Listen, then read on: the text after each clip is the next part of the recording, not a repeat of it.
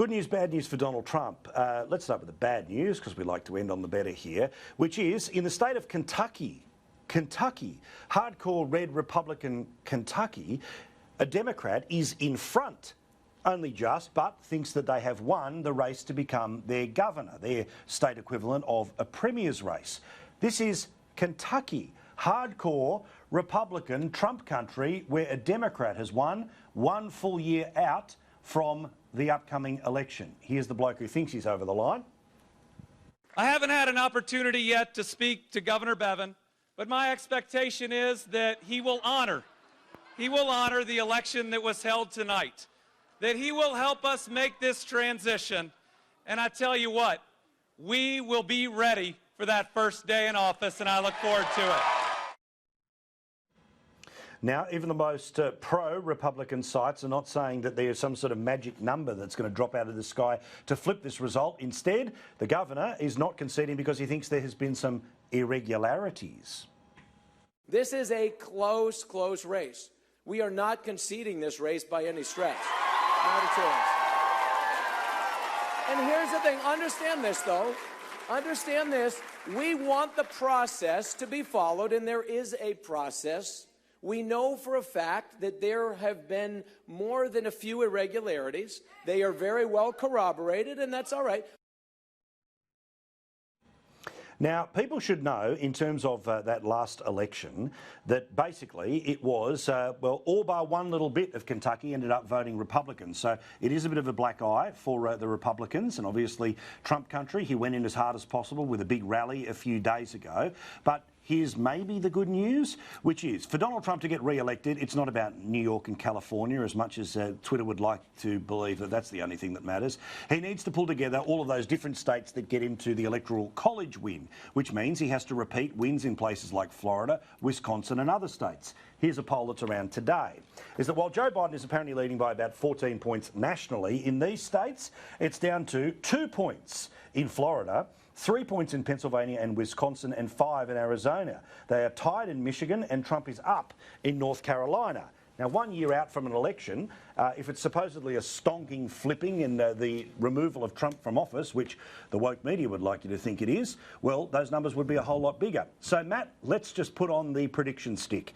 All right, I don't know how one puts that on or where one places that stick.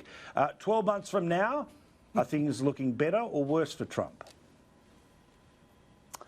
I think they're probably looking better, Paul. I think there's 2 key factors at play between now and the election. One is the Democratic primary still has a long way to go, and you're going to see those 3 main candidates, Biden, Sanders and Warren, rip one another to bits between now and when one of them actually becomes the Democratic candidate. I think the other thing we've got to remember is this impeachment process that I actually think is really going to play into Donald Trump's hands, and particularly is going to allow him to appeal to his base. I think that he'll be able to run a narrative that says that you know, the Democrats are full of conspiracy theories and just out to get him. He plays that game so well. He'll be able to play that right through that impeachment process, and I think that's really going to play into Donald Trump's hands ahead of the election next year. Now, I should say about Kentucky, now obviously there are minor parties that people could vote for here. He got 62% of the vote, Clinton got 32% of the vote, so for it now to basically level up to 50-50 between them for a governor's race, what does that tell you about the assumptions people make going into this election, Chris? Well, it tells me that people have voted differently in a governor's race.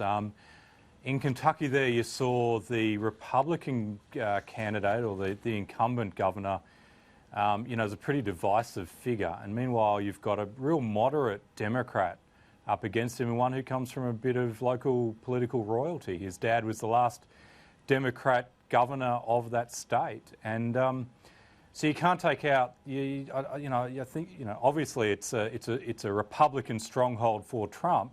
But essentially what we've seen there, I think, is more the personality politics at play between 2 governor candidates, and it's not exactly a landslide. It was 50-50. Meanwhile, over in Virginia, which that's pretty well turned from what was a swing state into one that's pretty well locked in behind the Democrats. And you also had Mississippi, where it was an overwhelming landslide to the Republicans. I think there's a hell of a long way to go.